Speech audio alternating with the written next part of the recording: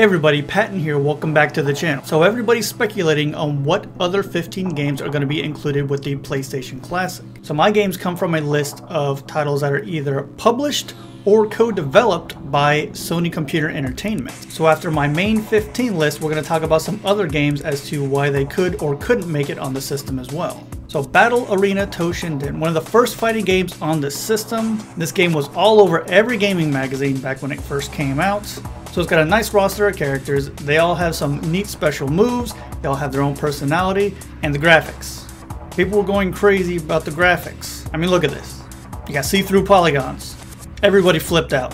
I think it's very possible they will include this on the system.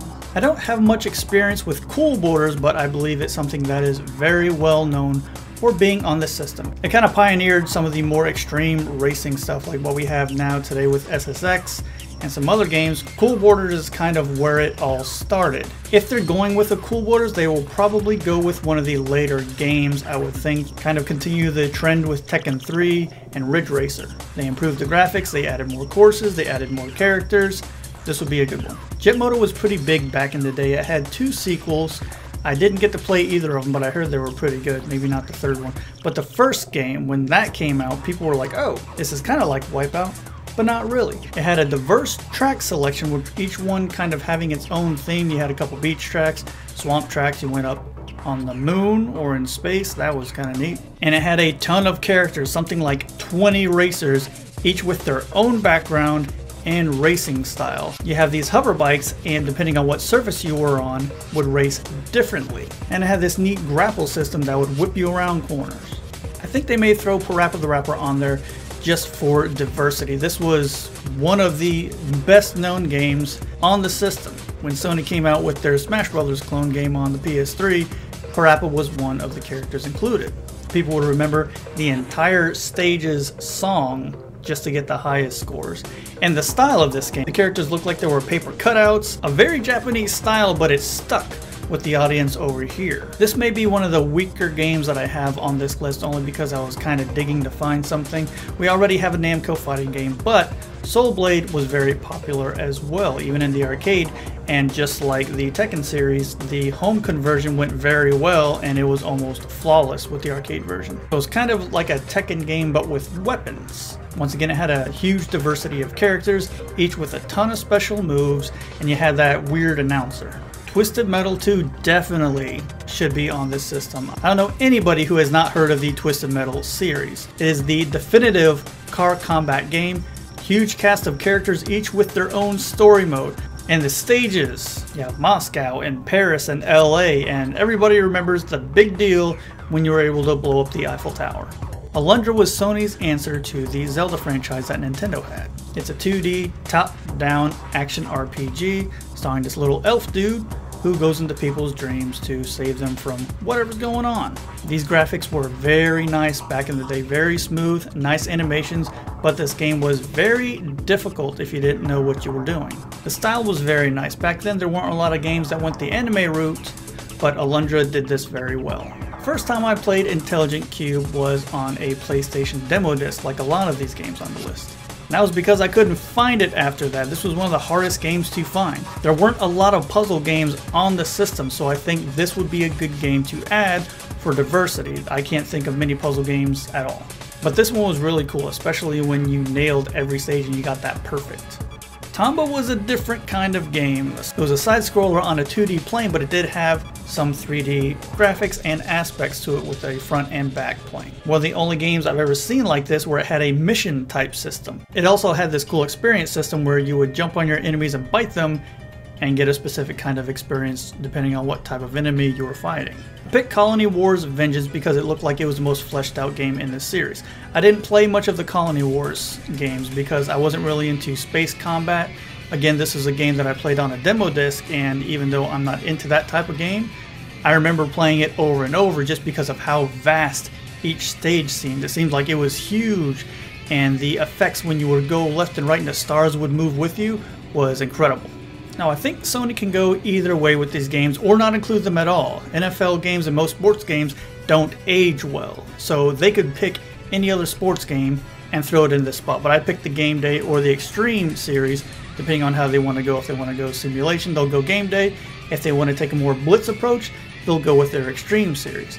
The only other sports games I can think of that might work would be the Hot Shots Golf series, but because of HDMI lag, I'm not sure if they want to go that route. Gran Turismo 2 was big. It had the best graphics of any racing game back in the day on consoles. My brother was actually really into this game. I was more of an arcade style racer like Ridge Racer, stuff like that. But it had a ton of licensed cars. I didn't really play the game it was supposed to because I don't like hitting the brake button. So I'd try and race as normal, and then when it came to a turn, I'd just slam into the other racers and let that slow me down. I love the Wipeout series. I didn't get to play it on the PS1, but I did 100% complete Fusion on PS2, and I played a ton of the PS3 version. So when I was game scouting, I tried out Wipeout 3 since it was the latest in the series, and it felt exactly like those other titles, and it looks incredible. I'd never played this game before. The graphics are crisp, and I love the aesthetic. This futuristic, sharp, highly colored aesthetic is awesome. Once again, not a series that I was really into when I was younger. My brother was though, and I used to watch him play it on the PS2 a lot, so I figured to include an air combat game. Again, these graphics are super nice. The landscapes look really nice. It's really easy to take out your opponents. The game doesn't take itself too seriously. It's got a nice story mode as well. You got a nice selection of jets and a nice selection of weapons to go along with them. If Sony decides to include more RPGs, they're probably going to go with Legend of Dragoon. I did have this game back in the day, and I remember beating it, but I don't remember anything about it except it involved dragons, and the combat system was really cool with timed button presses. Also, I do remember that the graphics, especially the cinematics, were on par with Squaresoft back in the day. They looked incredible. So those are the main 15, but we're not done yet. The big three maybes are Castlevania Symphony of the Night, Spyro the Dragon, and Crash Bandicoot. They just re-released Symphony of the Night on the PS4.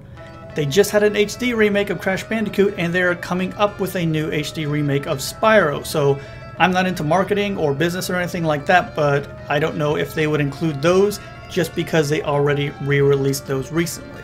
A couple games that almost define the system but aren't first-party Sony games are Tomb Raider 2 and Tony Hawk's Pro Skater.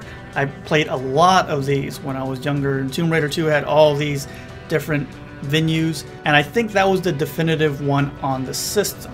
Tony Hawk, they can go either the first or second one. A lot of people enjoyed the second one. I never played it, but I did play a lot of the first one, and for somebody not even interested in skateboarding games, I was hooked and I wanted to get every single tape, spell skate on every single level, and get the high score.